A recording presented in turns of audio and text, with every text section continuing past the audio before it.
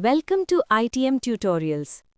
In this video, we will explore the User Details page and understand each tab available inside it. To open the User Details page, click on any username.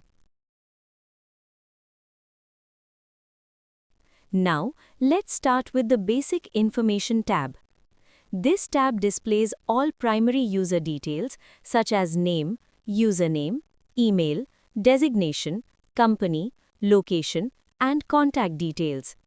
It also shows the user's active status and summary statistics like total tickets, devices, licenses, and components.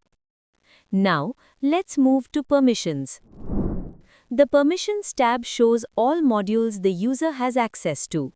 Here, you can review what sections such as devices, tickets, reports, and config are accessible by the user.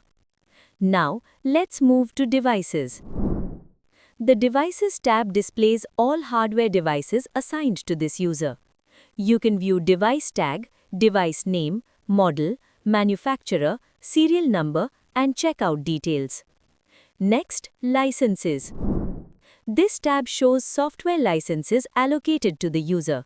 You can see license name, serial number, and how it was assigned. Now, Accessories.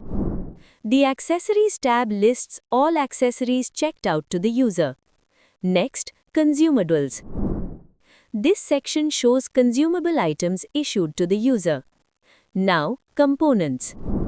The Components tab displays any hardware components linked to the user. Next, Documents. Here, you can view documents uploaded for the user. These may include agreements, ID proofs, or other related files. Now, History. The History tab shows asset transaction records such as checkout and check-in records. Next, User's History.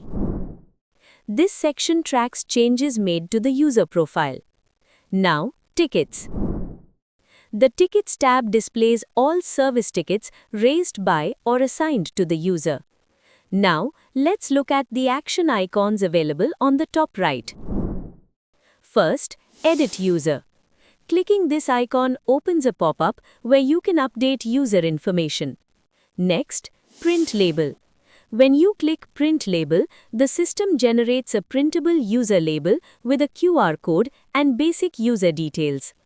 Now, Clone User. Clone creates a duplicate profile with similar settings and permissions. Next, Delete User. This removes the user from the active listing, however, users are not permanently deleted and can be restored later. Finally, End User License Agreement. Clicking this option allows you to print the End User License Agreement for that specific user. This completes the overview of the User Details page.